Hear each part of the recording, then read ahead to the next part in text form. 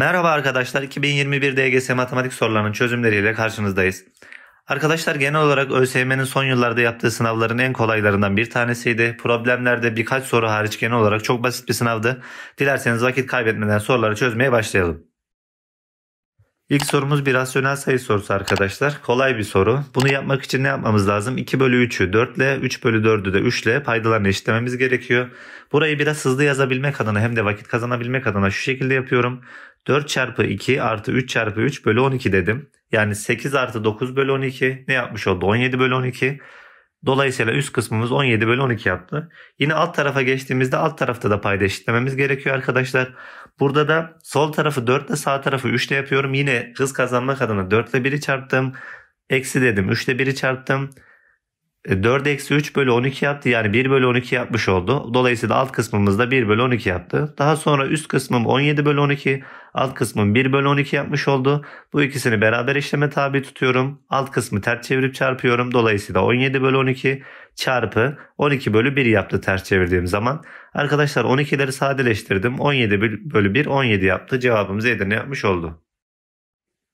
İkinci sorumuza geçtik arkadaşlar. Şimdi ikinci soruda uzun uzun işlem yapmaktansa şöyle bir işlem yapmayı tercih ediyorum. 2,6 artı 1,4. Bunu arkadaşlar direkt topladığım zaman 0,4 2,6 ile topladığım zaman 3, 1 eklediğim zaman 4. Altta da 0,45'ten 0,25'i çıkardığım zaman 0,20 değerini bulmuş oldum. Şimdi geldim aşağı tarafa yazdım. 4 bölü 0,20 yaptı. Şimdi 4 bölü 1 büyük bölü 20 bölü 100 yaptım. Burada işlemi devam ettirebilmek adına 20 bölü 100'ü ters çeviriyorum. Burada dilerseniz 1 bölü 5 şeklinde yazıp da ters çevirebilirsiniz. 100 bölü 20 şeklinde ters çevirdim. Dolayısıyla 100 ile 20'yi sadeleştirdim. 5 yapmış oldu arkadaşlar.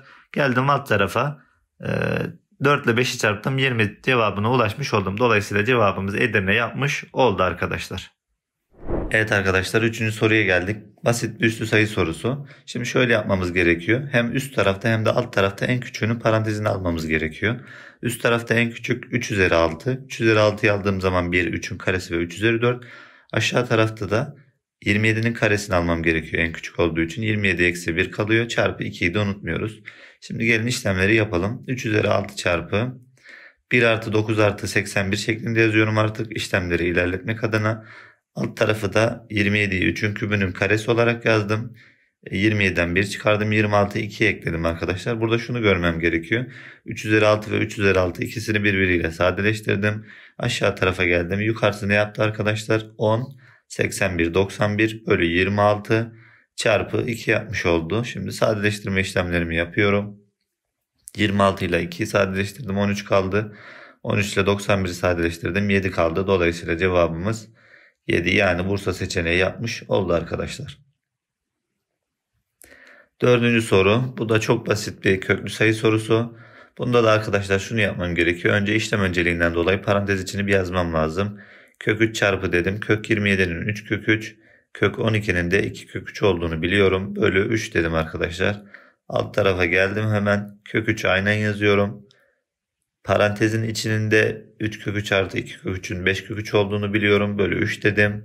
Arkadaşlar 2 kök 3'ü birbiriyle çarptığım zaman 3 yapar. 3'ler birbirini sadeleştirir. Cevabımız 5, yani Adana seçim. Evet arkadaşlar 5. soruya geçtik. Faktöriyel sorusu. Bu tarz sorular hemen hemen her sınavda soruluyor. Hem payda hem de paydada ne yapıyoruz? En küçüğünün parantezini alıyoruz. Yukarıda en küçüğü 5. 5 faktöriyel parantezini aldığım zaman 6 faktöriyelden artı 5 faktöriyelden de 1 kaldı. Eksi 1 olarak yazdım. Payda da arkadaşlar en küçüğüne 3 faktöriyel. 3 faktöriyel parantezini aldığım zaman 4 faktöriyelden 4, 3 faktöriyelden 1 kaldı. 2 faktöriyel de kolaylık olsun diye 2 olarak yazdım.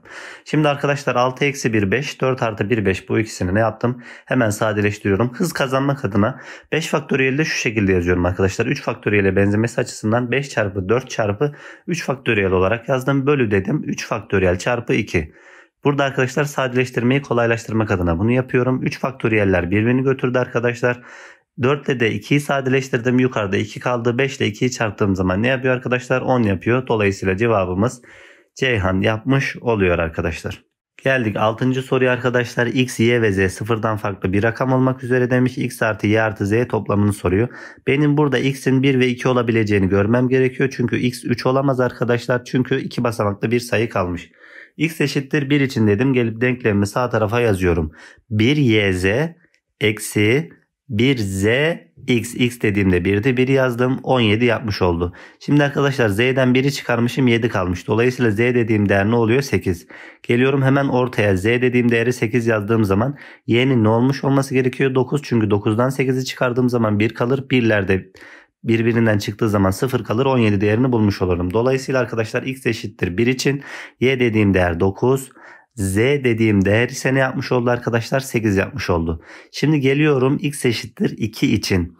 Çünkü 2 tane ihtimalimiz vardı. Bir de x eşittir 2 için denklemimiz neleri sağlıyor bir görmemiz gerekiyor. Şimdi x'e 2 dediğim zaman denklemi yazıyorum. 2yz eksi 1zx. X dediğim değerde neydi? 2 idi. Geldim yazdım, çıkarma işlemi yapıyorum. 17 kalmış oluyor. Şimdi z'den 2 çıkmış, 7 kalmış arkadaşlar. Dolayısıyla z dediğimiz değer ne yapıyor? 9 yapıyor. Geldim bunu yazdım. Z dediğim değeri tekrar ortaya yazıyorum, 9. Şimdi arkadaşlar y'den 9 çıkmış, 1 kalmış. Dolayısıyla y dediğim değer 0 olabilir. Neden? 20'den bir 10'luk alırım, 10 yapar. 10'dan 9 çıkar 1. 1'den 1 çıkar 0. Denklem sağlanmış olur. Dolayısıyla x eşittir 2 dediğim zaman da y dediğim değer 0. Z dediğim değerde ne oluyor arkadaşlar? 9 yapmış oluyor. Bakın bu değer de sağlamış oluyor. Ancak şuna dikkat etmemiz gerekiyor. Sorunun başında bizden ne demiş arkadaşlar? X, y ve z sıfırdan farklı bir rakam demiş. Bakın y dediğim değer 0 oldu. Dolayısıyla x eşittir 2 için dediğim değerleri almıyorum. Dolayısıyla x eşittir 1, y eşittir 9 ve z dediğim 8 olacak. Bu üçünü topladığım zaman 18 yapıyor. Cevabımız Edirne yapmış oldu arkadaşlar. Evet arkadaşlar, bir sıralama sorusu. Bu tarz sorularda sorunun üzerinde değil de alta denklem yazarak çözmek daha kolay oluyor. Geliyorum alt tarafa aynı denklemi yazıyorum arkadaşlar. Bakın denklemi yazdım. Şimdi burada y'ler sıfırın sol tarafında olduğu için eksi olarak değer veriyorum. X ve Z o halde pozitif olacak. Pozitifle pozitifi topladım sağ tarafta, sıfırdan büyük sağlıyor. Peki y'lere pozitif değerini vermeye çalışırsam bakın burada X ve Z negatif yapar. Negatifle negatifi topladığım zaman negatif yapar. Sıfırdan büyük olmaz. Dolayısıyla y'nin pozitif değil negatif olduğunu buldum. Bu halde arkadaşlar x'in pozitif, y'nin negatif, z'nin ise pozitif olduğunu buldum. Dolayısıyla denklemde en küçük y olacak. Benim bu halde x ve z'nin ikisinin arasında sıralama yapabilmem için hangisinin daha büyük olduğunu bulmam gerekiyor. Burada da tekrar soldaki denklemi gelip aşağıya tekrar yazıyorum. Yani ne oldu arkadaşlar? X ve y çarpımı küçüktür y ve z mi oldu? Şimdi y'nin negatif olduğunu biliyorum ben. Y'lere negatif işaretledim. Burada değer veriyorum. Y'lere eksi 1 dersem ben arkadaşlar her iki tarafta da. Biliyorsunuz negatif sayılarda daha büyük olan sayı daha küçük oluyor. Dolayısıyla x'e 3, z'ye de 2 değerini verdiğim zaman ne oluyor? Eksi 3 küçüktür eksi 2 oluyor. Sağlamış oluyor. Dolayısıyla x'e 3, z'ye 2 değerini verdim arkadaşlar. Dolayısıyla x, z'den büyük olmuş oldu. Zaten en küçüğü de x, z, y oldu arkadaşlar. Bu halde cevabımız Denizli yapmış oldu. Geldik 8. sorumuza arkadaşlar. Bir denklem vermiş. Çift olduğuna göre demiş hangisi her zaman çifttir demiş. Geliyorum aşağı tarafa denklemi tekrar yazıyorum. X küp artı 2xy artı y eşittir çift arkadaşlar. Şimdi 2xy başında 2 olduğu için her türlü çift olacak. Bunu denklemden çıkıyorum. Dolayısıyla x küp artı y'nin çift olması lazım. Şimdi arkadaşlar burada x küp artı y çiftse x ve y ya beraber çifttir ya beraber tektir arkadaşlar. Başka bir ihtimal yok. Bunu gördüğümüz zaman soru basit bir hale geldi. X çarpı y diyor. Çiftle çifti çarptım. Çift yapmış oldu. Tekle teki çarptım. Tek yapmış oldu. Her zaman dediği için arkadaşlar birinci öncülümüzü eledik. X artı y diyor. Şimdi bakın çiftle çifti topladığım zaman çift değerini elde ediyorum. Geçtim ikinci ihtimale, tekle teki topladım, yine çift elde ettim. Her zaman dediği için bakın ikisi de çift oldu. Bu seçenek sağlıyor. Geldim üçüncü öncüle, x ve y çarpı artı x demiş. Çiftle çifti çarptım, çifte ekledim, çift yaptı. Tekle teki çarptım, tek ekledim. Tekle tekin çarpımı tek oldu. Tekle topladığımız zaman çift yapmış oldu. Dolayısıyla bu öncülde iki ihtimalde sağlamış oldu. Cevabımız 2 ve 3 Denizli yapmış oldu arkadaşlar. Evet arkadaşlar, geldik 9. soruya. X artı y kaçtır demiş. X ve y gerçel sayılar 3 sayısına eşit uzaklıktadır diyor. Cetvelimizi aldık. Bir sayı doğrumuzu çizelim arkadaşlar şöyle. Şimdi sayı doğrumuzu çizdik. X ve y 3 sayısına eşit uzaklıkta diyor. Dolayısıyla ben bu cetvelin orta tarafına 3'ü alıyorum. X'i ve y'yi her iki tarafa konumlandırabilirim. Ben x'i sola, y'yi sağa yazdım.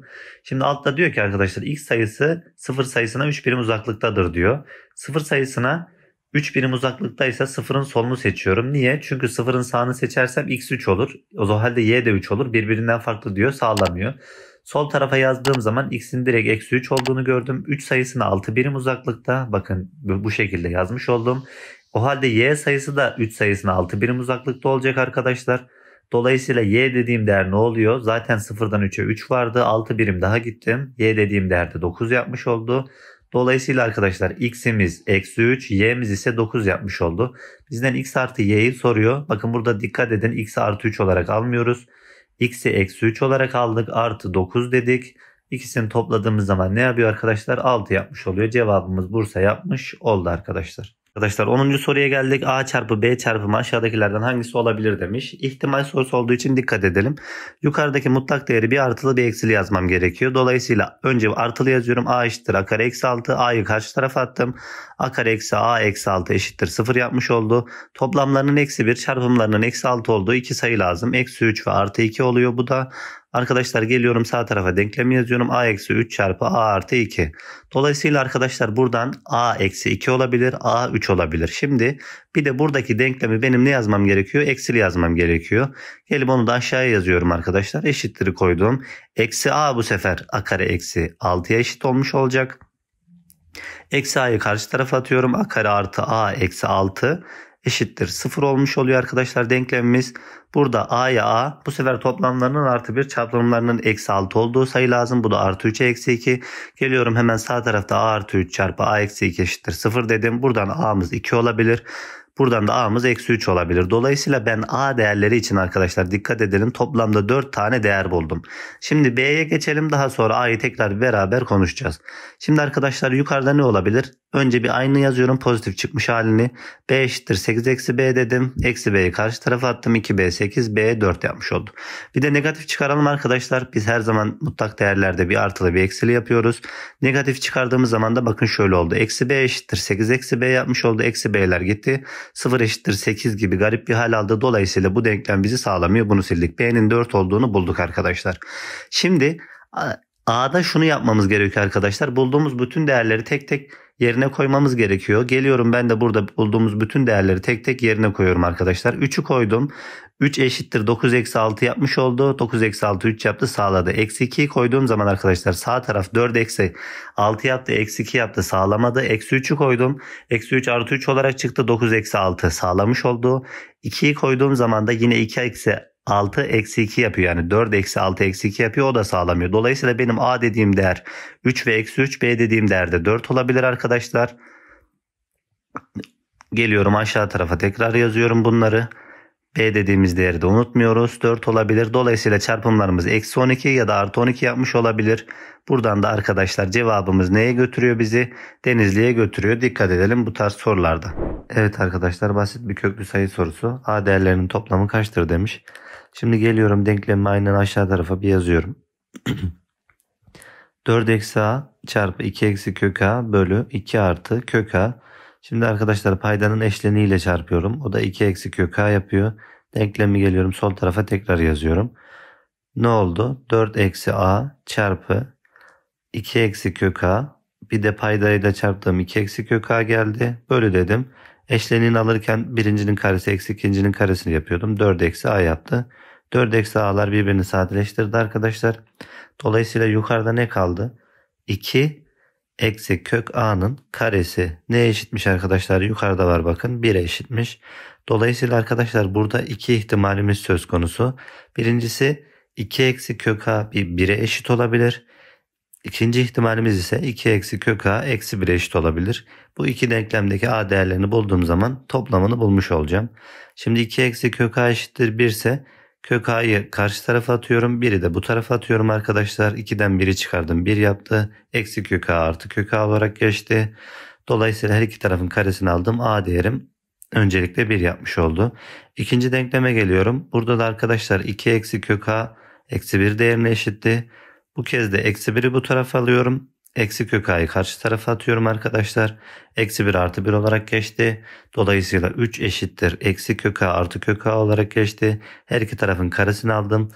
Dolayısıyla a dediğim değer 9 yapmış oldu. A değerlerinin toplamını sorduğu için 2 tane a değerim vardı benim.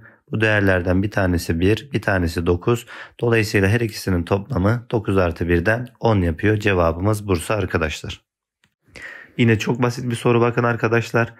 X eksi y bölü x eşittir 0,48 demiş. Buna göre x artı y toplamının alabileceği en küçük değeri soruyor arkadaşlar. Ben bunu şöyle yazıyorum. Önce denklemimi aynen yazdım. Şimdi sadeleştirme yapmam gerekiyor en küçük değer dediği için. 2'ye böldüm her iki tarafı. 24 bölü 50 yaptı. Tekrar 2'ye bölüyorum sadeleştiği için. 12 bölü 25 yaptı arkadaşlar. Dolayısıyla x dediğim değeri 25 almam gerekiyor en küçük dediğim için. X eksi y dediğim değerde ne oluyor arkadaşlar? Yukarıdaki denklemden 12 yapmış oluyor. Şimdi x'i 25'i tekrar yazdım. Eşittir dedim. X eksi y dediğim değeri 12 yazdım. Buradan y değerini bulacağım arkadaşlar. X gördüğümüz yere 25 yazdığımız zaman 25 eksi y eşittir 12 yapıyor arkadaşlar.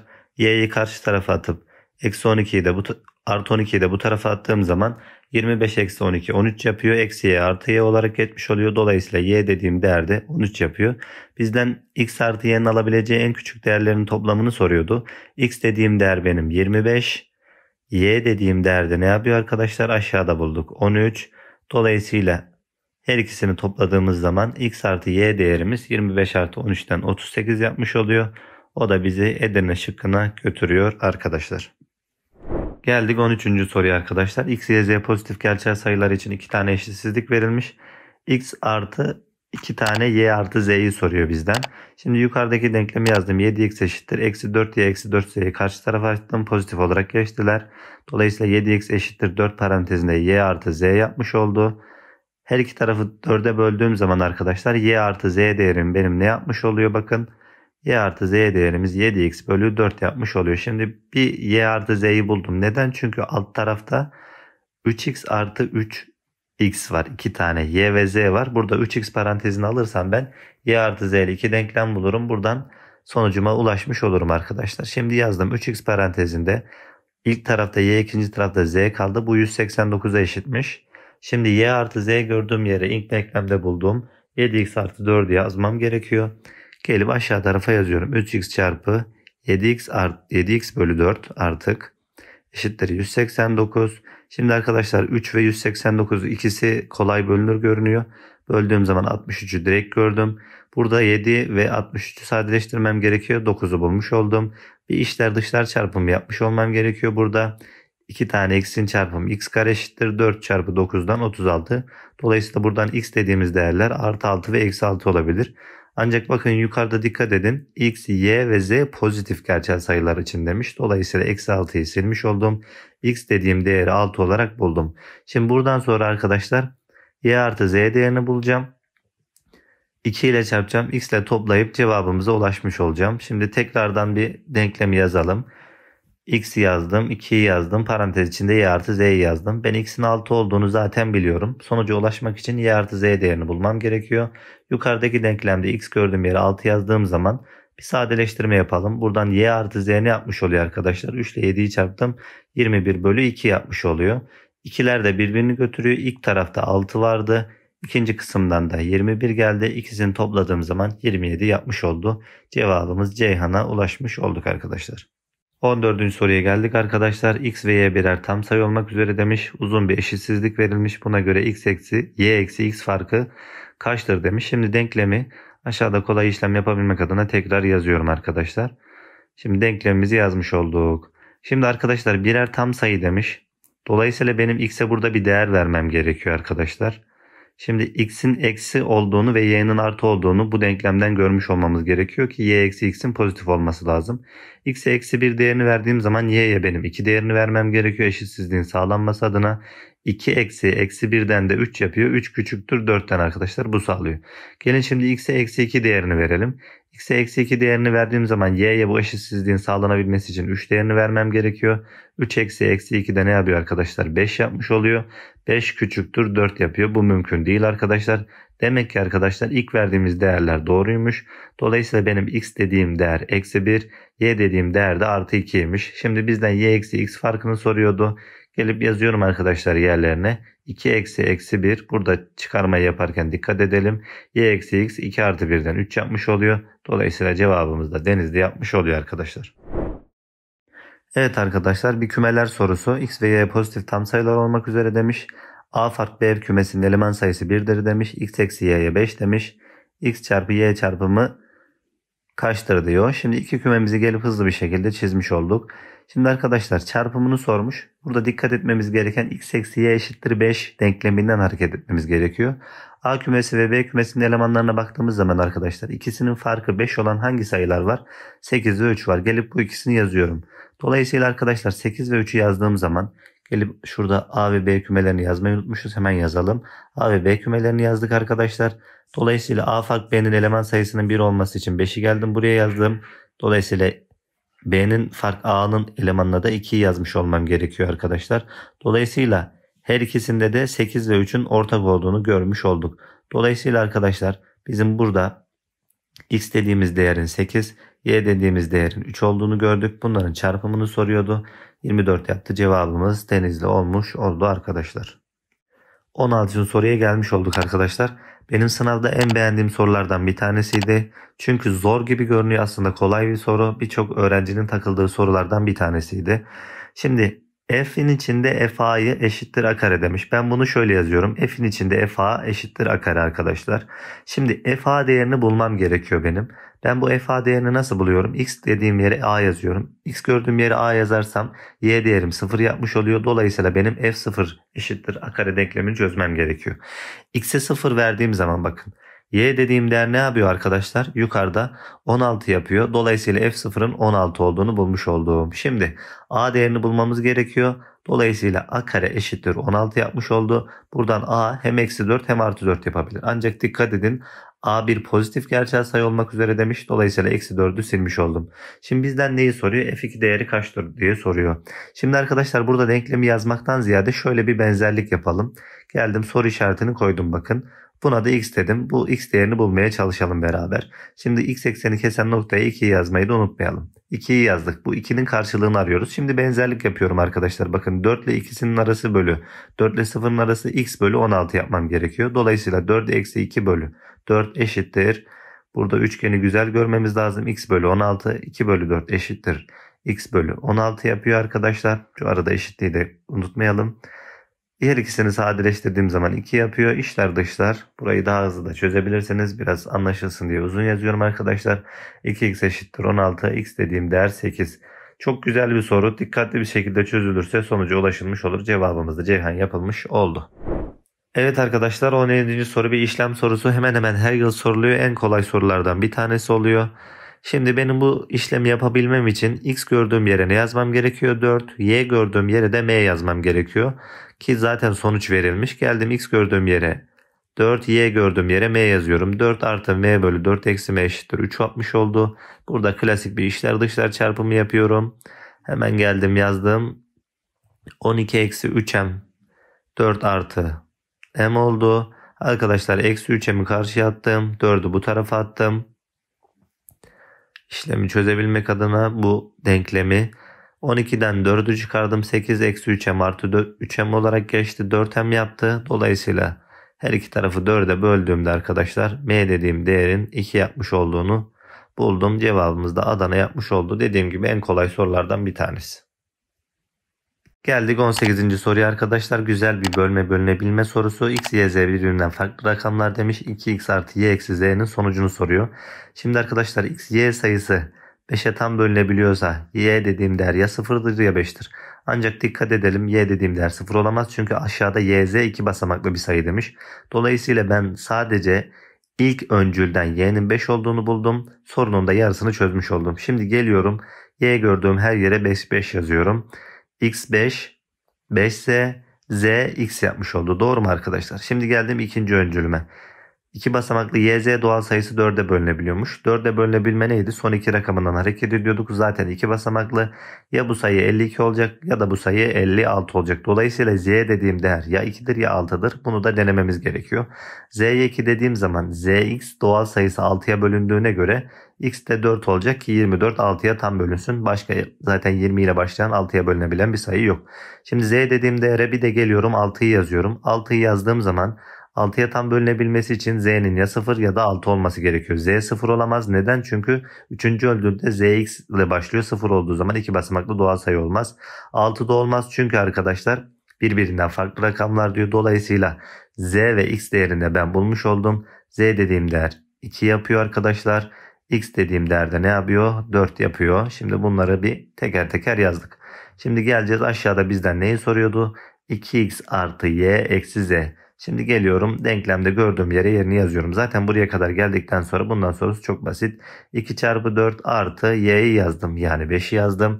Eksi z demem gerekiyor. Z de neydi? 2. 8 artı 5 eksi 2'ye dönüşmüş oldu. Buradan da arkadaşlar 13 eksi 2'den 11 yaptı. Cevabımız da Denizli yapmış oldu. Arkadaşlar bu tarz sorular işte ters sayı, A sayısı, F sayısı, B sayısı, falan sayısı, filan sayısı her zaman soruluyor. Demiş ki 4 basamaklı en küçük ters sayı hangisidir demiş. Ters sayı içinde ne diyor? Her bir basamağındaki rakam 9'dan çıkarılıyormuş. B sayısı bulunuyormuş. B de tersten yazılıp C olursa ve C de A'ya eşitlenirse A bir ters sayıymış arkadaşlar. Şimdi 4 basamaklı en küçük ters sayıyı sorduğu için arkadaşlar ben en küçük dediği için 4 basamaklı 1 ile başlar. Doğru mu? Dolayısıyla 9'dan 1'i çıkardım, 8 yazdım. Demek ki son rakamımızda bizim ne olması gerekiyor? 8 olması gerekiyor. Şimdi en küçük dedi. Dolayısıyla ben ikinci kısma 1'in yanına 0 değerini veririm arkadaşlar. Buraya da 0 değerini verdiğim zaman 9'dan 0'ı çıkardım. 9 yapmış oldu. Dolayısıyla cevabımız 1098 yapmış oldu. Bunu bir deneyelim arkadaşlar. Şimdi önce geliyorum. Bütün rakamları tek tek 9'dan çıkarıyorum. 9 eksi 1 ne oldu? 8. 9 eksi 0 9. 9 eksi 9 0. 9 eksi 8 eşittir 1. Şimdi bu sayıyı geliyorum yazıyorum. Yukarıda yaptığımın aynısı. Ne yaptı? 8901. Bir de bunu tersten yazacağım.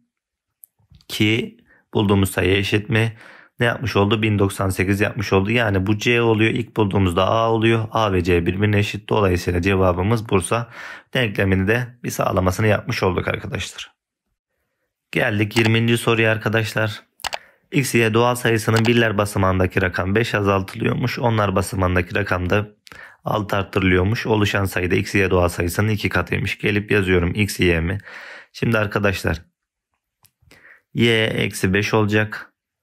X'e de artı 6 eklemiş olmamız gerekiyor. Şimdi birler ve onlar basamağının temel özelliği, birler basamağındakini aynen artırıp azaldığımız zaman direkt yazabiliyorduk eksi 5. Onlar basamağındakini de 10 ile çarpıyorduk. 6 ile 10'u çarptım, ne yapmış oldu? 60 yapmış oldu. Bu oluşan yeni sayı X, Y sayısının 2 katıymış. Dolayısıyla ben bunu 2 tane X, Y'ye rahatlıkla eşitleyebilirim arkadaşlar. Bakın işlemi çok basitleştirmiş olacağız. X, Y'yi direkt karşı tarafa atalım arkadaşlar. Bunu bazı arkadaşlar 10x artı y olarak yazıyor. Karşı tarafı da o şekilde yazıyor. Uzatmayalım. X, y'yi direkt karşı tarafa atıyorum. Bu arada 60 ve eksi 5'i topladığım zaman 55 yapıyor. X, y diğer tarafa gidince eksi x, y yapıyor. 2x, y'den çıkınca x, y eşittir 55 yapmış oldu. Buradan x dediğim değer 5. Y dediğim değerde ne yapmış oluyor? 5 yapmış oluyor arkadaşlar. Bizden neyi soruyor? X artı y'yi toplamını soruyor. Her ikisini topladığım zaman 10 cevabına ulaşmış oluyorum. Dolayısıyla cevabımız Denizli yapmış oluyor arkadaşlar.